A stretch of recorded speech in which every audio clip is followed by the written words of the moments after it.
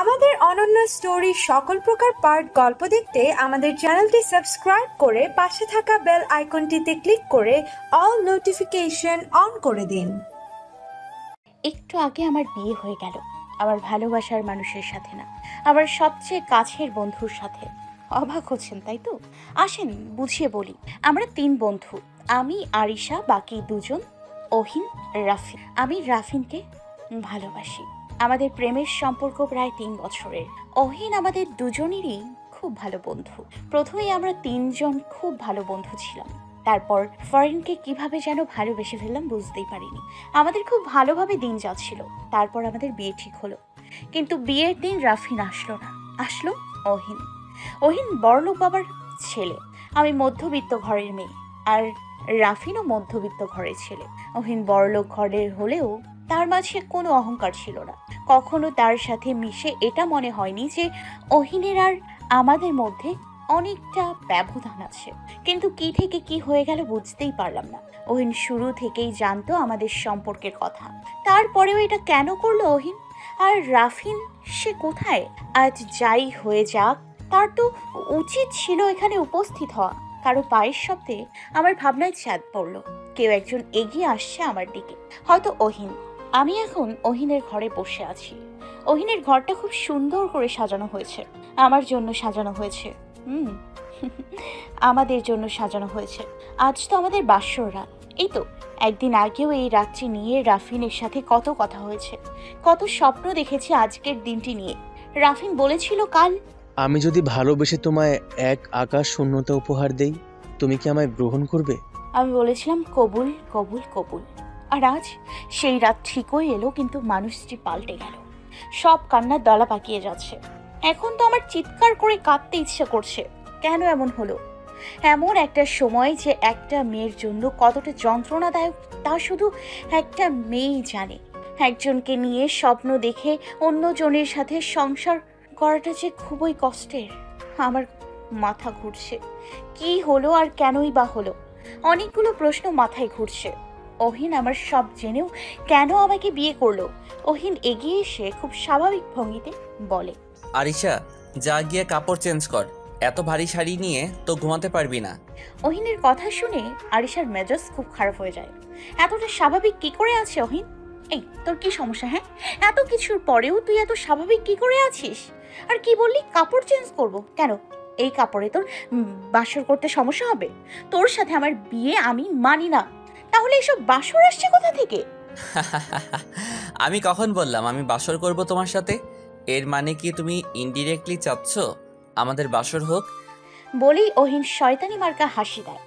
আরিশা এবার একটু দমে যায়, তোতলাতে তোতলাতে বলে, তুই আমাকে তুমি করে কেন বলতেছিস? আমি তোর কি লাগি যে তুমি বলতে হবে? অহিন বলে, আমার ঘরে বসে আছো, আমি তোমার সামনে আছি, তাও তুমি বুঝতেছো না আমি তোমার কি হই? নাকি আমার মুখ থেকে শুনতে চাইছো? আরিশা এবার অহিনের কলার চেপে ধরে বলে, তুই একটা কুত্তা, হারামি, লাল বাদর, হনুমান। তোরে আমি মেরে ফেলবো। তুই আমার জীবনটা শেষ করে দিলি। অহিন বাধা না দিয়ে তাকিয়ে থাকে আরিশার দিকে। আরিশা বাচ্চাদের মতো করে নানা রকম কথা বলে অহিনকে। কিছুটা সময় পর অহিন বলে, আরও সারাদিন অনেক দখল গেছে, এবার গিয়ে ফ্রেশ হয়ে নে। আরু নামটা শুনে কিছুটা থমকে যায় আরিশা। অহিন বন্ধুত্বের প্রথম দিকে আরিশাকে আরু বলে ডাকলেও রাফিনের সাথে সম্পর্কের পর থেকে বলতো না। আরিশা কিছু না বলেই চুপচাপ চেঞ্জ করে আসে ওয়াশরুম থেকে। অহিন তখনও বসে আছে সোফার উপর। আরিশা এতক্ষণ ভালো করে খেয়াল না করলেও এখন করল। অহিনের পরনে মেহেরুন রঙের শেরওয়ানি, পরনে চুড়িদার, ঘন কালো চুলগুলো এলোমেলো হয়ে কপালের দিকে পড়ে আছে। মায়াবী মুখশ্রী, 6 ফুট 3 ইঞ্চি লম্বা, হলুদাপো ফর্সা ছেলেটাকে দেখতে খুবই মায়া লাগছে। চোখ বন্ধ করে থাকায় ঘন চোখের পল্লব যেন আরও স্পষ্ট হয়ে দেখা যাচ্ছে। চোখে মুখে সব সময় বুদ্ধিদীপ্ত ভাব। মেধাবী ছাত্র, বড়লোক বাবার ছেলে, সব মিলিয়ে আরিশার চেয়ে অনেক ভালো সুন্দরী মেয়েকে বিয়ে করতে পারত অহিন। তবে কেন আরিশাকে বিয়ে করলো? কী কারণে থাকতে পারে এখানে? সব খুঁজে বের করতেই হবে। এসব ভাবনায় ছেদ পড়ে অহিনের কথা শুনে। অহিন বলে, এভাবে কি দেখছো? আমি জানি আমি সুন্দর, এভাবে হ্যাংলার মতো চেয়ে না থাকলেও হবে। আরিশা রেগে গিয়ে বলে, তোকে কে সুন্দর বলছে? তুই যে দেখতে কতটা বাজে তুই নিজেও জানিস না। অহিনের উত্তর কিছুই দেয় না, শুধু হাসে। জ্ঞানীরা এমনই কারো নেগেটিভ কথার উত্তর তারা মুখে দেয় না, কাজে করে দেখায়। অহিন টাওয়েল হাতে নিয়ে বলে, তুমি শুয়ে পড়ো, আমি চেঞ্জ করে আসছি। আরিশা পেছন থেকে প্রশ্ন করে, রাফিন কোথায় অহিন? অহিন পেছনে ফিরে তাকায়, মনে মনে ভাবে আমি নিজেও জানি না রাফিন কোথায়। আরিশা বলে, কিরে কথা বলছিস না কেন? অহিন বলে আমি জানি না, ঘুমিয়ে পড়ো, আমি আসছি। আরিশা স্পষ্ট বুঝতে পারে অহিন তাকে এড়িয়ে গেল। আরিশার নানা চিন্তায় মাথা ব্যথা শুরু হয়েছে। এতগুলো প্রশ্নের উত্তর তাকে কে দিবে? তাকে নিয়ে কি কোনো গভীর ষড়যন্ত্র চলছে, নাকি এর পিছনে অন্য কিছু আছে যা তার জানা নেই? আরিশা খুব রাগ হয়, খুব ইচ্ছে করছে সব শেষ করে দিতে। সাইড টেবিলের ওপরে থাকা অহিনের ফটো ফ্রেমটা নিয়ে ছুঁড়ে ফেলে দেয় মেঝেতে। অহিন এসে দেখে ফ্রেমের কাছে পুরো ঘর জুড়ে আছে। অহিনকে দেখে আরিশা একটু সামনে আসতে নিলেই আরিশার পায়ে কাজ ঢুকে যায়। যন্ত্রণায় চিৎকার করে আরিশা। অহিন দৌড়ে এসে আরিশাকে ধরে খাটের উপর বসায়। আরিশা নিজেকে ছাড়িয়ে নিতে চাইলে অহিন আরও বেশি শক্ত করে ধরে। খুব যত্ন করে কাজ খুলে ফেলে দেয়, তারপর ফার্স্ট এইড বক্স এনে ব্যান্ডেজ করে দেয়। আরিশা নিজেকে ছাড়াতে না পেরে রাগে দুঃখে কান্না করে দেয়। অহিন সেদিকে একবার তাকিয়ে আরিশাকে ধরে শুইয়ে দেয়। আরিশা আবার কিছু বলতে গেলে নিজের মধ্য আঙ্গুল বসিয়ে দেয় আরিশার ঠোঁটের উপর। আরিশা আর কিছু বলতে পারে না।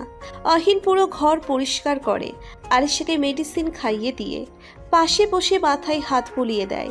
আরিশা আলতো সুরে বলে, রাফিন কোথায় একবার বল অহিন, প্লিজ অহিন প্লিজ। আরিশার করুণাময় গলা শুনে অহিনের কষ্ট হয়, তাও সেই কষ্ট চেপে রেখে বলে, আরও রাফিন কোথায় সত্যি আমি জানি না, জানলে নিশ্চয়ই তোমাকে বলতাম। আরিশা অহিনের হাত ধরে কান্না করে দেয়। অহিন কোনো মেয়ের কান্না সহ্য করতে পারে না। এভাবে কাঁদলে কেমন লাগে আরও? ঘুমিয়ে যাও প্লিজ, কান্না করো না। আরিশা অনেকক্ষণ ধরে কাঁদতে কাঁদতে ঘুম চলে আসে। আরিশা থেকে খুব সতর্কতার সাথে হাত ছাড়িয়ে নিয়ে অহিন চলে যায় বারান্দায়। নিকোটিনের টানে নিজের মনের ব্যথা দূর করতে চায়। জীবনের গোলক ধাঁধা কাকে কোথায় নিয়ে যায় তা কেউ বলতে পারে না। অহিন কাউকে কল দেয়, বলে, কাজ হয়ে গেছে? জি বস, হয়ে গেছে। ফোনের ওপাশ থেকে উত্তর পেয়ে কল কেটে দেয় অহিন। আরিশার ঘুম ভাঙে সকাল 8টায়। ঘুম থেকে উঠে দেখে অহিন ঘুমিয়ে আছে সোফায়। না চাইতেও অহিনের মায়াভরা মুখটায় চোখ যায় আরিশার। অহিনকে খুব ভালোবাসে আরিশা, সেটা অবশ্যই একজন বন্ধু হিসেবে।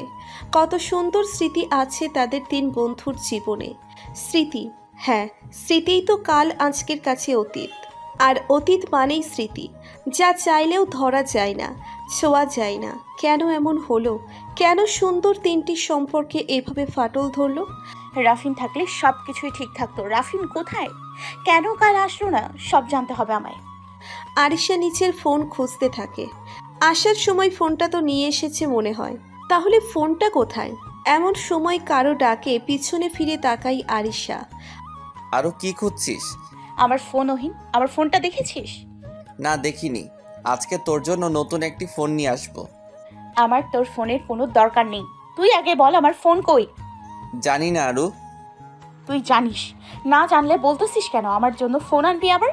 তুই নিশ্চয় আমার ফোন ফেলে দিয়েছিস যাতে আমি রাফিনের সাথে দেখা করতে বা কথা বলতে না পারি। আরু এসব কি বলছিস?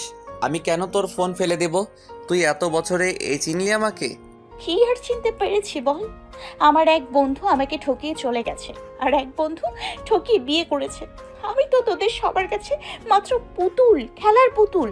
অহিন একটু এগিয়ে যাবে আরিশার দিকে, এমন সময় ব্যথা কুকড়ে ওঠে। আহ বলেই চোখ মুখ খিচে ব্যথা সহ্য করার চেষ্টা করে। আরিশা এদিকে এসে ধরে অহিনকে, বলে, কি হয়েছে অহিন, তোর পা কিভাবে কাটলো? চারপাশে তাকিয়ে দেখে আরিশা পুরো ঘরে রক্তের দাগ পড়ে আছে। অহিনের পা অনেকখানি কেটে গেছে, হয়তো কালকের ফটো ফ্রেমের কাজ পায়ে ঢুকে গেছে। আরিশা অহিনকে ধরে সোফায় বসায়। কিরে গাধা, হ্যাঁ এতটা কিভাবে কাটলি? তোর জীবনেও আক্কেল জ্ঞান হবে না। কতটা রক্তক্ষরণ হয়েছে তুই বললিও না। অহিন মায়া মায়া চোখে আরিশার দিকে তাকিয়ে বলে। সব রক্তক্ষরণ কি তুই বুঝিস আরু, যে এটা বুঝবি? আরিশা খুব বিরক্তির ভঙ্গিতে পা পরিষ্কার করতে করতে বলে। তোর এত হেয়ালি আমি কখনো বুঝিনি, আজও বুঝলাম না। অহিন একইভাবে তাকিয়ে বলে। তাই তো, তুই বুঝলে তো হয়ে যেত। আরিশা অহিনের পায়ে ব্যান্ডেজ করে দেয়। ক্ষত খুব বেশি না, তারপরও কমও বলা যায় না। দরজায় কড়া নাড়ে কেউ। অহিন উঠতে গেলে আরিশা চোখ রাঙিয়ে ডানে বামে মাথা নাড়ায়। অহিন সোফায় বসে যায়। আরিশা মাথায় ঘোমটা টেনে দরজা খুলতে চায়। অহিন অস্ফুটে বলে, একদম ভাগিনি, সবসময় চোখ রাঙানো। বলেই সুন্দর করে হাসে অহিন। অহিনের হাসিটা একদম অন্যরকম, যা দেখলেই মনের ছন্দ খেলে যায়, হৃদয়ে প্রশান্তি আনে। সে হাসে আর হাসে তার চোখ। ভেরি গুড মর্নিং ভাবি সাহেবা। গুড মর্নিং রাত্রি। ভাবি না হয় বুঝলাম, কিন্তু সাহেবা কেন যুক্ত হলো? সেটা পরে একদিন বলবো, বলেই ভাইয়ের দিকে তাকিয়ে হাসে রাত্রি। রাত্রি হচ্ছে অহিনের বোন। অহিনরা দুই ভাই বোন। অহিন বড় আর রাত্রি ছোট। দুই ভাই বোনে অনেক ভাব, পূর্ণাঙ্গ ভাই বোনের সম্পর্ক যাকে বলে ঠিক সেরকম। কিরে ভাইয়া, বাসর রাত কেমন কাটালি? অহিন বলে, তুই কি জানিস না, বাসরাত সম্পর্কিত কোনো কথা বড় ভাইকে জিজ্ঞেস করা আইনত দণ্ডনীয় অপরাধ। রাত্রি উত্তরে বলে, কত ধারা এই আইন করা হয়েছে, আর এই আইন কোন সংসদে পাশ হয়েছে সব তথ্য আগে জানাবি, তারপর তোর জ্ঞান ঢালবি। অহিন বলে, ভাষার কি অবস্থা, তা ঢালবি টালবি বলে এক শেষ হইছে, ভাগ এখান থেকে। যাচ্ছি, তবে ভাবিকে নিয়ে যেতে হবে, আম্মুর হুকুম। তোর ভাবি আমাকে নিয়ে যাবে, তুই যা। তোকে কেন নিয়ে যাবে? শুনেছি বউকে বর নিয়ে যায়, এখন দেখছি বরকে বউ নিয়ে যাবে। রাত্রি চুপ কর, আমার পা কেটে গেছে, তাই আমি একা যেতে পারবো না। রাত্রি বলে, কিরে ভাইয়া, তোরা কি রাতে মারামারি করেছিস নাকি যে পা কেটে ফেললি? অহিন জোরে বলে, তুই যাবি এখান থেকে নাকি মাইর খাবি? রাত্রি চলে যায় দৌড়ে, আর জোরে বলতে বলতে যায়, তাড়াতাড়ি এসো, আম্মু অপেক্ষা করছে। আরিশা এতক্ষণ ভাই বোনের দুষ্টুমি দেখছিল। একটু সময়ের জন্য তার মন ভালো হয়ে গেল। আরিশা সুটকেস থেকে শাড়ি নিয়ে ওয়াশরুমে চলে যায়। পেছন থেকে অহিন বলে, গোসল করে নিবি। আরিশা না শোনার ভান করে ভিতরে চলে যায়। আরিশা যাওয়ার পর অহিন কাউকে কল দেয়। ফোনের অপর প্রান্ত থেকে কেউ বলে, বস, কোনো কুল পাচ্ছি না, তবে দেখলাম আপনার বাড়ির সামনে পুলিশ এসেছে, কেন সেটা জানি না। দেখছি। বলেই ফোন রেখে দেয়। এমন সময় আরিশা বের হয়ে আসে। শাড়ি পাল্টেছে, শুধু গোসল করেনি এটা স্পষ্ট। অহিন বলে, গোসল করিসনি কেন? আরিশা বলে, এই শীতের মধ্যে সকাল সকাল গোসল করতে যাব কোন দুঃখে? কোন দুঃখে না, আমি বলেছি তাই করবি। বাইরে সবাই এসে তোর চুল দেখবে, দুষ্টমি করে চুল ভেজা না দেখলে অন্য কিছু ভাববে। কেন রে, তুই কে যে তোর কথা আমায় মানতে হবে? কে কি ভাবলো তাতে আমার কিছু যায় আসে না। আমি তোর স্বামী, তাই আমার কথা শুনবি তুই। আসছে আমার স্বামী, তোর আর আমার মাঝে গোসল করার মতো কিছু হয়নি যে গোসল করতে হবে। অহিন এবার শয়তানি মার্কা হাসি দিয়ে বলে, বাই দ্য ওয়ে, তুই কি ইনডিরেক্টলি বলতে চাইছিস যে আমাদের মাঝে এরকম কিছু হওয়া দরকার, আর তাহলে তুই গোসল করবি? মানে তুই কি তোর ডিমান্ড প্রকাশ করছিস? আরিশা চিৎকার করে বলে, ছি, তুই আসলে একটা কুত্তা। আমি গোসল করব না, তুই কি করবি করে নি, অসভ্য একটা। অহিন আস্তে আস্তে আরিশার দিকে এগিয়ে যায়। আরিশা পেছাতে থাকে, পেছাতে পেছাতে আরিশা ওয়াশরুমে ঢোকে। অহিনও খোঁড়া পা নিয়ে ওয়াশরুমে ঢোকে। আরিশার দেওয়ালের সাথে লেপ্টে যায়। অহিন আরিশার সামনে দাঁড়িয়ে দেওয়ালে দুহাত রেখে আরিশার খুব কাছে চলে যায়। দুজন দুজনের নিঃশ্বাসের শব্দ শুনছে। অহিন আরিশার মুখের কাছে নিজের মুখ এগুতে থাকে। আরিশা চোখ বন্ধ করে ফেলে। অহিন এক হাতে দিয়ে পিছন থেকে আরিশাকে একটু আলগা করে দেয়াল থেকে। আরিশার বুকের ধুকপুকানির শব্দ বেড়ে গেছে। চোখ মুখ খিচে অসম্ভব রকম কিছু ঘটবে বলে চোখ ঠোঁট খিচে রাখে। অহিন আরিশার পিছনে থাকা ঝর্ণার কল ছেড়ে দিয়ে বের হয়ে আসে। আরিশা ধীরে ধীরে ভয়ে ভয়ে চোখ খুলে দেখে অহিন নেই তার সামনে, দরজার সামনে দাঁড়িয়ে আছে। আরিশা তাকিয়ে দেখে অহিনের মুখে এখনো সেই হাসি। অহিন বলে, কি রে, তুই কি ভাবছিস তোর মতো পেতনিকে আমি ঠোঁটের ইশারায় বোঝাই চুমু খাবো? এতটা স্বপ্ন দেখিস না প্লিজ, যা পেতনি। ভিজে গেছিস, এবার গোসল করে নে। অহিন হাসতে হাসতে চলে আসে আর আরিশা ভ্যাবাচাকা খেয়ে দাঁড়িয়ে আছে ভেতরে। মাথায় কাটটা মেরে বলে, সাবধান আরু, এই ছেলে আস্ত একটা বদ, এর থেকে সাবধান। কিছুক্ষণ পর দুজন রেডি হয়ে নিচে নামে। অহিনের মা সাজেদা বেগম আরিশাকে জড়িয়ে ধরে কপালে চুমু খায়। সবাই খেতে বসে, এমন সময় পুলিশ আসে বাড়িতে। সবাই অবাক হয়ে একে অপরের দিকে তাকায়, কিন্তু অহিনকে স্থির দেখায়। পুলিশ এসে বলে, মিস্টার অহিন, আমরা হাইওয়ের পাশে একটা লাশ পেয়েছি। আপনি যে মিসিং ডায়েরি করেছেন কিছুটা সেরকম মনে হচ্ছে, তবে আমরা শিওর না। আপনাকে লাশ শনাক্ত করার জন্য আমাদের সাথে আসতে হবে। অহিন মুহূর্তেই বসে যায় চেয়ারে। রাত্রি তার দিকে পানি এগিয়ে দেয়। তার প্রাণপ্রিয় বন্ধু এই পৃথিবীতে নেই, এটা সে কিছুতেই মানবে না। অন্যদিকে আরিশা এই কথা শুনে জ্ঞান হারিয়ে পড়ে যেতে নিলে অহিন ধরে ফেলে। পুলিশদের অপেক্ষা করতে বলে। নিজে আরিশাকে কোলে করে উপরে নিয়ে যায়। তার পায়ে প্রেসার পড়ায় রক্তে ভেসে যাচ্ছে সমস্ত সিঁড়ি, কিন্তু অহিনের চোখে মুখে ব্যথার কোনো ছাপ নেই। এতটা ধৈর্য আর শক্তির অধিকারী সে। আরিশাকে শুইয়ে দিয়ে মা বোনকে দেখতে বলে। বেরিয়ে যায় পুলিশের সাথে। সাজিদা বেগম বলেন, তোর পায়ের রক্তক্ষরণ হচ্ছে বাবা, বন্ধ করে যা। অহিন বলে, না মা, ঝরতে দাও। আমার হৃদয় রক্তক্ষরণ কেউ দেখছে না মা, তার তুলনায় এটা কিছুই নয়। আরিশার বাবা মা তাকে দেখতে এসেছে। আরিশার জ্ঞান ফিরেছে কয়েকবার, কিন্তু জ্ঞান ফেরার সাথে সাথেই কান্না করতে করতে আবার জ্ঞান হারিয়ে ফেলছে। আরিশার বাবা আশরাফ আহমেদ মেয়ের পাশে বসে মাথায় হাত বুলাচ্ছেন, আর মা রাহেনা বেগম কাঁদছেন। মেয়ের এমন অবস্থা দেখলে কোনো বাবা মাই ঠিক থাকতে পারে না, তারাও পারছেন না। অহিন বসে আছে পুলিশ স্টেশনে। তার বন্ধু শিহাব একজন পুলিশ। তারা স্কুল জীবনে একসাথে পড়াশোনা করেছে। অহিন, লাশ হাসপাতালের মর্গে রাখা হয়েছে। আমি তোর জন্য অপেক্ষা করছিলাম, এখন চল যাওয়া যাক। চলো। হতাশ কণ্ঠে বলে অহিন। অহিন সামনে এগোতে লাগলে শিহাব ডাকে, অহিন একটু দাঁড়া। অহিন পিছন ফিরে জিজ্ঞাসা চোখে শিহাব একটা ঘড়ি আর একটা ওয়ালেট এগিয়ে দেয় অহিনের দিকে। অহিন কাঁপা কাঁপা হাতে সেই ঘড়ি আর ওয়ালেট হাতে নেয়। ঘড়িটির দিকে একবার তাকিয়ে আবার নিচের হাতের দিকে তাকায়। এই সেই ঘড়ি যেটা দুই বন্ধু একসাথে দুটো নিয়েছিল। মনে পড়ে যায় সেদিনের কথা, যেদিন তারা ঘড়ি কিনেছিল। অহিন, রাফিন আর আরিশা একসাথে ভার্সিটি থেকে ক্লাস শেষ করে অহিন তাদের নিয়ে যায় ঘড়ি কিনবে বলে। অহিন রাফিনকে বলে, তুই ঘড়ি পছন্দ করে দিবি, আজ তোর পছন্দে কিনবো। রাফিন একটা ঘড়ি পছন্দ করে, সেটাই কেনে অহিন, তবে একটা নয় দুটি। রাফিনের জন্য একটি, আর একটি অহিন তার নিজের জন্য কেনে। রাফিন নিতে চায়নি, কিন্তু যখন দেখলো অহিনও ঘড়িটি নিচ্ছে না, তখন রাফিন বাধ্য হয়ে নেয় ঘড়িটি। সেদিন একটি কথা বলেছিল রাফিন, অহিন তুই এমন কেন? যা নিবি তুই, তাই কেন আমাকে দিতে হবে? অহিন প্রত্যুত্তরে বলেছিল, ভালোবাসি দোস্ত, যা আমার তাই তোর। তাদের কথাই ফোড়ন কাটে আরিশা। বলে, এই যে আবরার শাহরিয়ার অহিন, রাফিনের গার্লফ্রেন্ড শুধু এক পিস হচ্ছে। আবার বলিস না রাফিনের গার্লফ্রেন্ড মানে তোর গার্লফ্রেন্ড। অহিন আর রাফিন আরিশার কথা শুনে হেসে দেয়। অহিন সেই ভুবন ভোলানো হাসি দিয়ে বলে, রাফিনের গার্লফ্রেন্ড আমার গার্লফ্রেন্ড না হতেই পারে, কিন্তু শুধু ফ্রেন্ড তো হতেই পারে নাকি? রাফিন বলেছিল, অবশ্য আগে আরিশা আমাদের দুজনের বন্ধু, তারপর আমার প্রেমিকা। সেদিনের কথা ভাবতে ভাবতে চোখের কোণ বেয়ে জল গড়িয়ে পড়ে অহিনের। সাথে সাথে বসে যায় ফ্লোরে। শিহাব এসে ধরে অহিনকে। শিহাবের বাহুতে ভর দিয়ে অহিন বাচ্চাদের মতো কান্না করে। অহিনের কান্না দেখে শিহাব কান্না ধরে রাখতে পারল না। কিছু সময় পর হাসপাতালে পৌঁছয় অহিন শিহাব।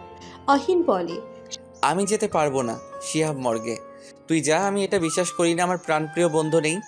আমার মন বলছে কোথাও না কোথাও রিফান আছে। শিহাব বলে, দেখ অহিন, জন্ম মৃত্যু বিয়ে সব একমাত্র মহান সৃষ্টিকর্তা আল্লাহর হাতে। এসব আলামত দেখে আমি 50 ভাগ শিওর এটা রাফিনের লাশ, আর 50 ভাগ ভেতরে হয়ে দেখতে পাবো। আমি বা তুই বললেই সত্যি মিথ্যে, আর মিথ্যে সত্যি হয়ে যাবে না। সত্যিটা আমাদের মানতেই হবে। তুই যদি এভাবে ভেঙে পড়িস, তাহলে রাফিনের বাবা মা আর ছোট বোনকে কে দেখবে? রাফিন যদি সত্যি চলে যায়, তোকে অনেক দায়িত্ব নিতে হবে। তাছাড়া আরিশাকেও ও তোকেই সামলাতে হবে। শিহাব আর অহিন ভিতরে যায়, কিন্তু অদ্ভুত ব্যাপার হলো লাশটা রাফিনের না অন্য কারো তা বোঝা যাচ্ছে না। অ্যাক্সিডেন্ট হওয়ার সময় তার মুখ থেতলে গেছে, শরীরের সাথে পা নেই, সেটা আলাদা করে রাখা আছে পাশে একটা ট্রেতে।